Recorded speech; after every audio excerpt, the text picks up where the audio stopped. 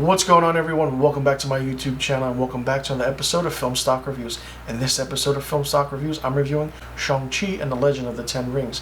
Now, I just got back from the movie theaters from seeing it, and let me tell you, it was well worth it. It's been a very long time. It's been 18 months since I've been to the movie theaters, and actually I wanted to see this in theaters for that full Marvel experience, and it worked from start to finish. Shang-Chi stars Simu Liu, Awkwafina, Michelle Yeoh, and Tony Leung as Wen Wu, the Mandarin, or the leader of the Ten Rings. Now, of course, we know the Ten Rings organization was started in Iron Man in 2008. From then on, we wanted to see the Mandarin come in. All of a sudden, who is he? What does he do?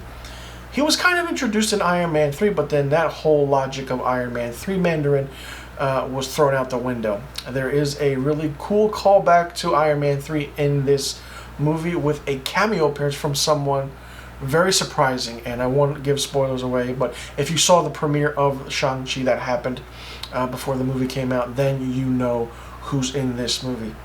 Now, Simu Liu as Shang-Chi gives a great performance. It's emotional, it's in your face, and it's straight to the point. He basically is a young boy in a way, and trying to, his father, something happens and puts the events together of everything that goes on in the movie. He knows who he is, and his friend Katie, played by Awkwafina, doesn't know who he is, but Shang-Chi does know who he is, and he kept this a secret because he doesn't want anything to happen. This movie has amazing action. It has amazing special effects.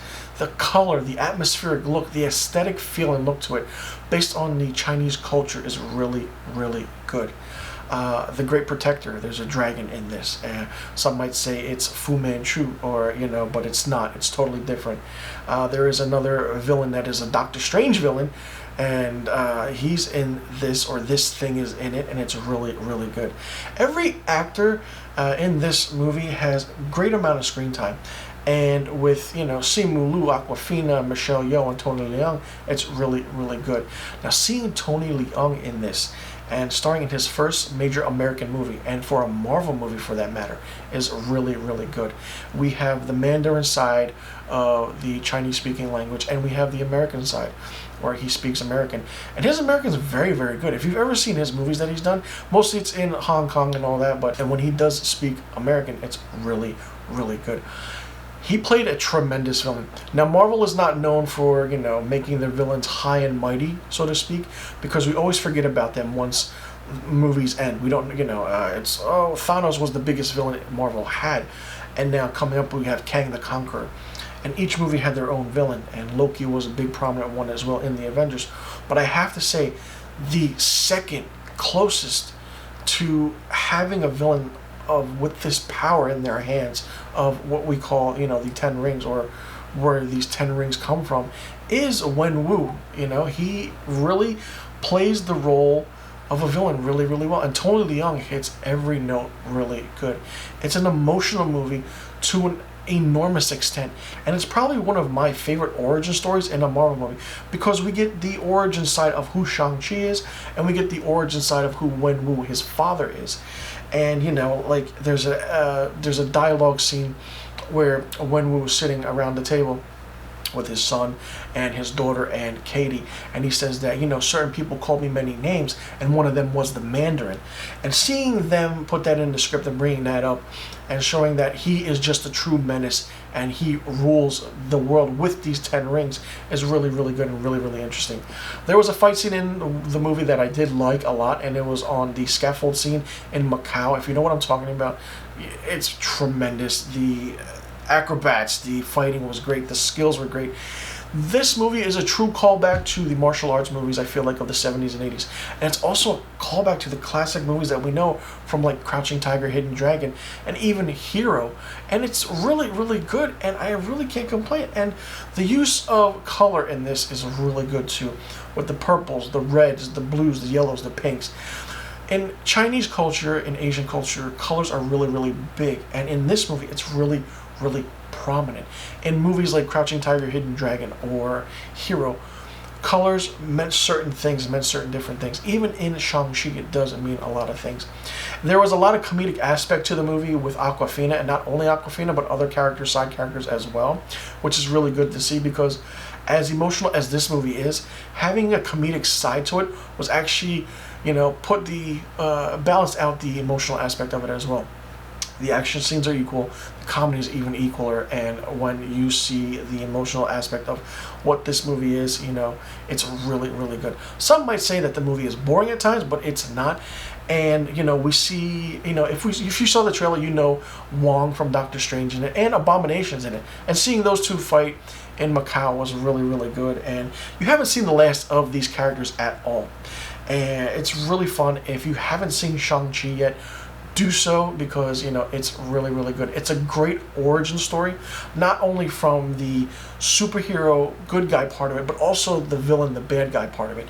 And when a Marvel movie does that for the first time, I believe, it's really good, because we get the contrast of who Shang-Chi is and who his father Wenwu is. And let me just tell you, like, listen, if Tony Leung is starting out now at age 60 in Hollywood, in America, then he has a lot of prominence coming up, because I really feel like he's going to do a lot of American movies now. He just has to find the right script, because he's a prolific actor in Hong Kong and in China. And, you know, he's done movies like Chungking Express, In the Mood for Love, the Grand Master, the Infernal Affairs movies, which, if you didn't know, the Infernal Affairs movies was remade into The Departed. So he started in the original of that. If you look up Tony Leung, you'll find out who he is. And it's actually Tony Leung Chiu-wai, or Little Tony in Hong Kong and China when they make movies, because there's someone else named Tony Leung who is a taller actor, and his name's Tony Leung Kai-Fai. So the different aspect is that Tony Leung Chiu-wai is much of a better actor than Tony Leung Kai-Fai. But listen, hey, this movie is what it is. There's a bus scene that's great, the action scenes are great, the martial arts, the timing, the flow, the movement of the Tai Chi aspect of everything was really good. Even Michelle Yeoh, for her character, for the amount of screen time she had, was really, really fun. You'll definitely be seeing a lot of Shang-Chi and the Ten Rings, I'm pretty sure, in future Marvel movies. They'll probably cameo in certain, you know, mid-credit or post-credit scenes, or hey, I'm hoping this movie does good, so we get a sequel. We get different views of what the Shang-Chi legend is. And I do want to say there is a mid-credit scene and there is a post-credit scene, which both play pivotal roles in the future of how Phase 4 moves forward. For me, Shang-Chi and the Legend of the Ten Rings gets 5 out of 5 stars. I absolutely love this movie.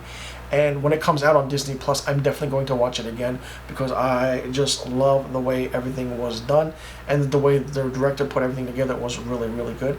And for Kevin Feige for putting so much faith into putting the first Asian superhero on the big screen is really great and really commendable, and I applaud him tremendously for what he did.